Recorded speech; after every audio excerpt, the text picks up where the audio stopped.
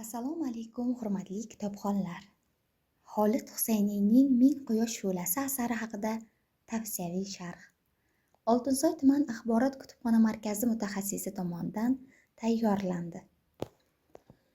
Ming quyosh shu'lasi afg'on yozuvchisi Xolid Husayniyning mashhur asari bo'lib, unda Afg'onistonda davom etgan urushlar fonida ikki ayolning hayoti va ularning sabr-toqat bilan yashash uchun kurashi tasvirlanadi. Asar insoniylik, mehr, ona muhabbati, ayollarning matonati va umid bilan yashash g'oyalarini o'zida mujassam etgan bo'lib, o'quvchiga chuqur ta'sir o'tkazadi. Asarning qisqacha mazmuni. Maryam onasining o'limidan keyin otasi tomonidan rad etilib, yoshligida katta yoshli erkakka turmushga chiqariladi. Uning hayoti qiyinchiliklarga to'la bo'ladi. Laylo yosh, bilimli qiz bo'lib, urush natijasida oilasidan ayriladi va omon qolish uchun shu erkakka turmushga chiqishga majbur bo'ladi.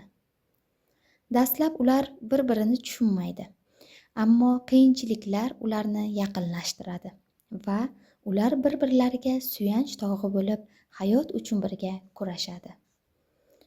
Asarda ayollarning og'ir taqdiriga qaramay mehribonlik va matonat bilan yashashi, urushning insonlar hayotiga ta'siri va insonning umid bilan yashashga bo'lgan intilishi keng yoritilgan. Asarda ilgari surilgan asosiy g'oyalar: ayollarning irodasi va matonati, urushning insoniyatga ta'siri va fojialari, ona muhabbatining buyukligi, qiyinchiliklarga qaramay yashashga bo'lgan intilish, erkinlik va umidni yo'qotmaslik. Asardan olinadigan saboqlar: har qanday vaziyatda inson orzu va umidini yo'qotmasligi kerak. Ayollar jamiyatning tayanchi va mehr manbai ekanligini qadrlash zarur. Urush inson hayotini izdan chiqarishini anglash va tinchlikni qadrlash lozim. Insonlar o'zaro mehribonlik va qo'llab-quvvatlash orqali og'ir sinovlarni yengib o'tishi mumkin.